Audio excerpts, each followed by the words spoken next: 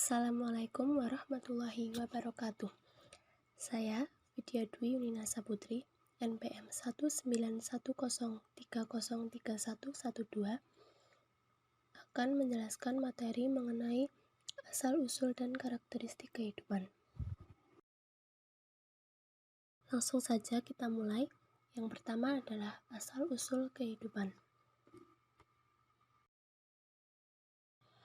Biologi berasal dari bahasa Yunani, yang berarti bio adalah kehidupan dan logos adalah ilmu. Jadi, biologi yaitu ilmu yang mempelajari tentang segala sesuatu yang ada di kehidupan. Biologi merupakan ilmu pengetahuan yang membahas mengenai yang ada di alam ini melalui pendekatan ilmiah berdasarkan percobaan dan pengamatan.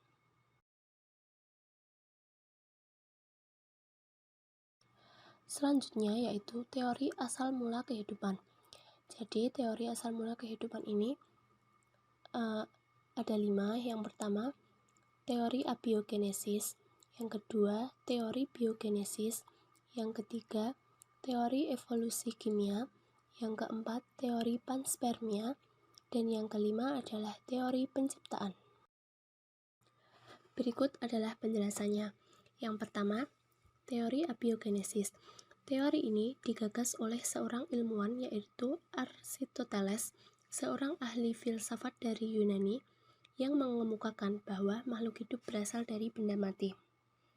Sesungguhnya, dia percaya bahwa makhluk hidup dari perkawinan induk, tapi dia juga percaya bahwa spontan ada makhluk hidup lain, misalnya muncul dari tanah atau lumpur.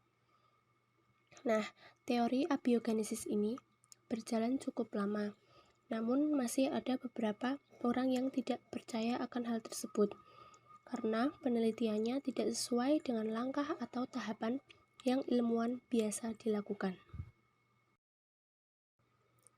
Yang kedua adalah teori biogenesis. Ada 3 tokoh yang melakukan percobaan pada teori ini. Yang pertama, Francesco Redi, yang kedua, Lazarus Spallanzani, dan yang ketiga adalah Louis Pasteur. Nah, ini adalah percobaan yang dilakukan oleh Francesco Redi. Jadi, Francesco Redi melakukan eksperimen yaitu dengan menggunakan 2 buah gelas yang diisi dengan daging.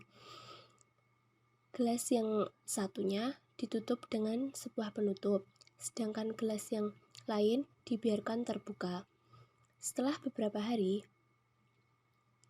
gelas pertama yang ditutup dengan penutup tidak ada belatung, sedangkan gelas yang terbuka itu dihinggapi belatung. Sehingga dapat disimpulkan bahwa belatung berasal dari induk lalat yang sudah menyentuh daging tersebut. Setelah dilakukan percobaan tersebut, masih ada ilmuwan yang skeptis bahwa mungkin saja daging tersebut terdapat belatung karena adanya ruang udara.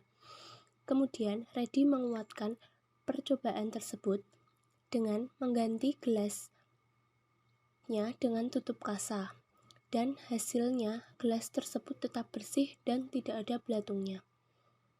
Hal tersebut membuat Redi yakin bahwa makhluk hidup berasal dari makhluk hidup sebelumnya, atau yang disebut dengan teori biogenesis. Kemudian, percobaan yang dilakukan oleh Lazarus Spallanzani. Lazarus membuktikan bahwa makhluk hidup tidak terjadi secara spontan. Ia melakukan percobaan dengan prinsip yang sama dengan Francesco Redi. Hanya saja, objek yang digunakan adalah air kaldu. Percobaan ini dengan 2 buah labu yang airnya dimasak sampai mendidih. Labu pertama ditutup dengan sumbat gabus yang rapat, labu kedua dibiarkan terbuka. Setelah beberapa hari, labu yang dibiarkan terbuka menimbulkan perubahan dan aroma yang tidak sedap. Berbeda dengan labu yang tertutup rapat, tidak menimbulkan perubahan. Lazarus menyimpulkan bahwa kehidupan makhluk hidup ada jika telah ada kehidupan makhluk yang sebelumnya. Artinya, mikroba selalu ada dan tersebar di udara. Selanjutnya, yaitu percobaan yang dilakukan oleh Louis Pasteur.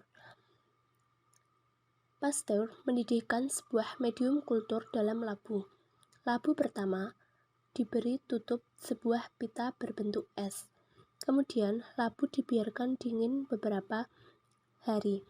Hasilnya bahwa labu yang terbuka dengan cepat terkontaminasi oleh bakteri, sedangkan labu yang tertutup masih bersih dan steril.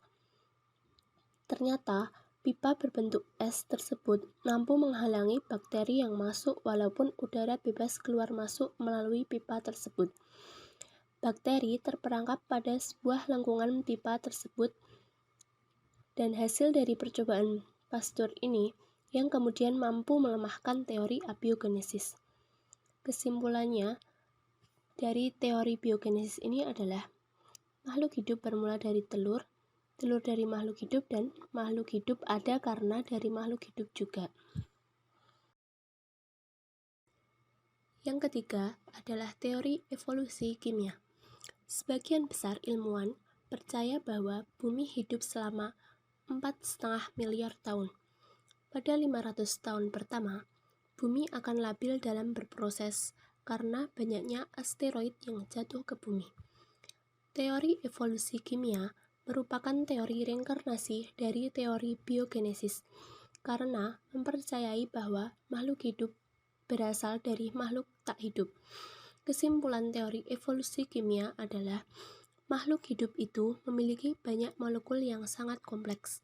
Untuk membentuk satu molekul kompleks, maka diperlukan waktu yang sangat lama dan tahapan reaksi yang kompleks juga. Selanjutnya adalah teori panspermia. Teori ini merupakan ciptaan ilmuwan antariksa. Mereka berpendapat bahwa asal mula kehidupan ini berasal dari makhluk hidup yang ada di luar angkasa. Teori ini berhipotesis bahwa suatu organisme yang mikroskopis berasal dari luar angkasa yang kemudian berkembang di kehidupan bumi.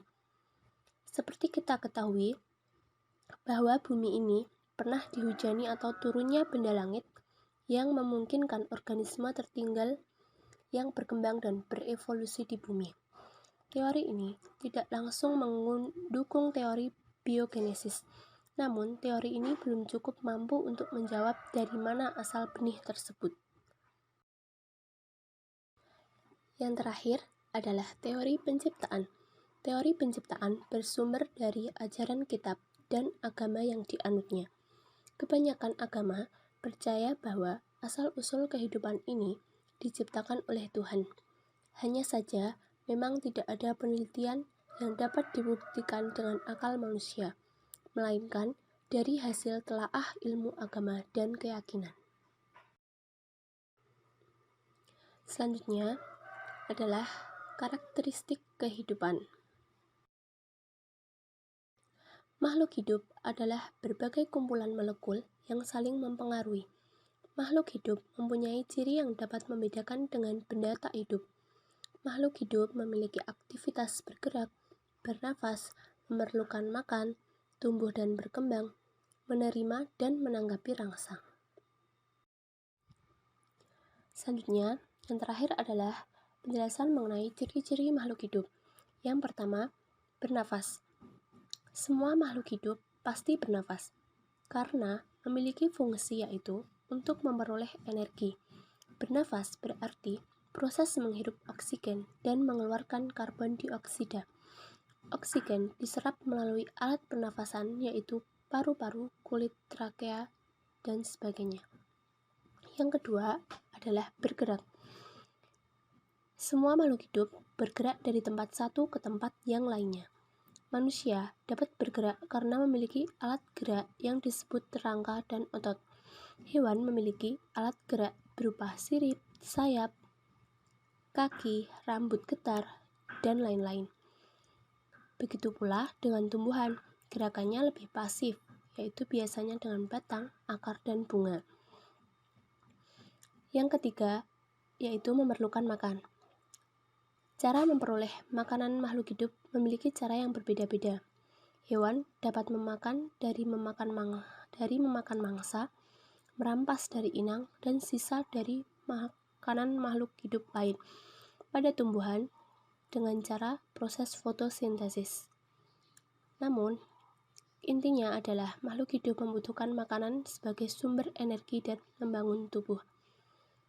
Selanjutnya adalah tumbuh dan berkembang. Tumbuh berarti bertambahnya isi atau berat dengan sifat irreversibel, sedangkan berkembang berarti memiliki tujuan untuk melestarikan jenisnya. Perkembangbiakan pada makhluk hidup dengan cara vegetatif dan generatif. Yang terakhir adalah menerima dan menanggapi rangsang. Makhluk hidup menanggapi rangsang dengan cara dan kemampuan yang berbeda. Menanggapi rangsang berarti adaptasi. Adaptasi dapat dibedakan menjadi adaptasi fisiologi, tingkah laku, dan morfologi. Sekian penjelasan materi dari saya. Mohon maaf apabila masih banyak kekurangan, dan semoga bermanfaat. Assalamualaikum warahmatullahi wabarakatuh.